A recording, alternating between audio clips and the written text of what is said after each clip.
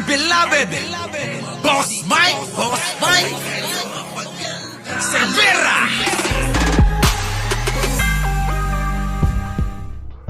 Ibinunyag ni Baguio City Mayor Benjamin Magalong na nakatanggap si dating Marikina City 2nd District Representative Stella Kimbo ng 300 million pesos mula sa Medical Assistance for Indigent Patients Program ng Department of Health. Sinabi ni Magalong sa isang television interview na nakita niya ang mga dokumento ng DOH noong siya ay advisor pa ng Independent Commission for Infrastructure na nagpapakitang nakatanggap si Kimbo ng 300 million pesos mula sa pondo ng MAIP. Alam mo nga, nagulat nga ako na I saw a document sa DOH, yung MAIP funds, yung Medical Assistance to Indigenous Patients. Di ba dapat palagi iyon equitable distribution?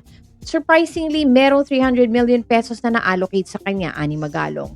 Ganoon sila ka-powerful, dagdag niya, na tinutukoy ang posisyon ni Kimbo bilang Vice Chairperson at kalaunan ay Chairperson ng House Committee on Appropriations sa 19th Congress. Iginiit ni Magalong sa interview na dapat imbitahan ng ICI si Kimbo sa kanilang investigasyon upang magbigay linaw sa mga paratang ukol sa mga insertion sa 2025 national budget.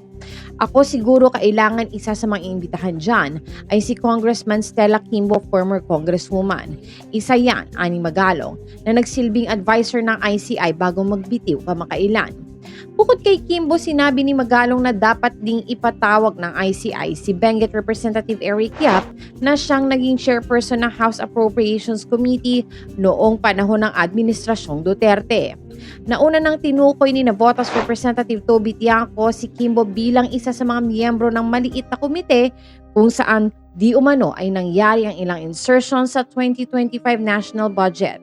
Ayon sa record, may 4 na infrastructure projects si Kimbo sa kanyang distrito sa pamamagitan ng mga kumpanyang pag-aari ng kontrobersyal na mga kontratista na sina Sara at Curly Diskaya. Ang mga nasabing proyekto ay ipinasok sa mga kumpanyang konektado kay Diskaya, kabilang ang Great Pacific Builders and General Contractor Incorporated, JMLR Construction and Supply, St. Gerard Construction General Contractor and Development Corporation, VPR General Contractor and Construction Supply Incorporated, at Alpha and Omega General Contractor and Development Corporation.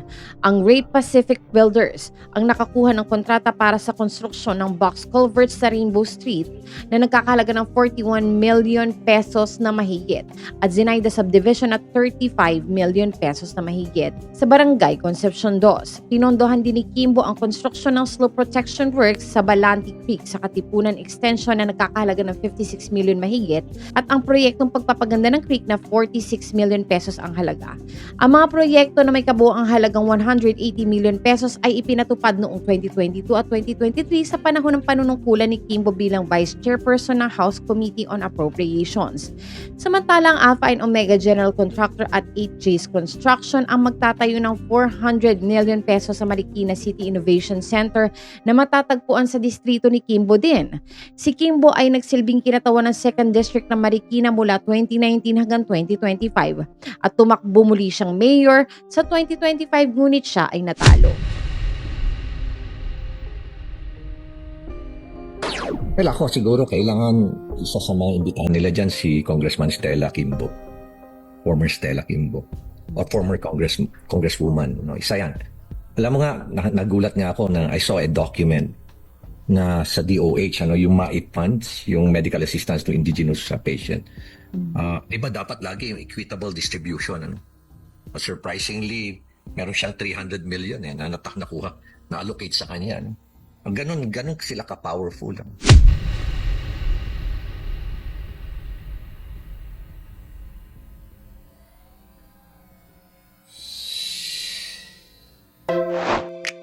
Sa ngalan po ni Boss Mike Cervera, ito po si Auntie Mama ng Rizal, also known as Anino TV, na nagsasabing mahalin po natin ang ating kapwa, ipagdasal po natin lagi ang ating bansa. Magandang umaga, magandang hapon at magandang gabi, saan man dako ng mundo naroon kayo, at syempre, magandang buhay na rin para sa ating lahat. Maraming salamat po. Our beloved Boss Mike Cervera.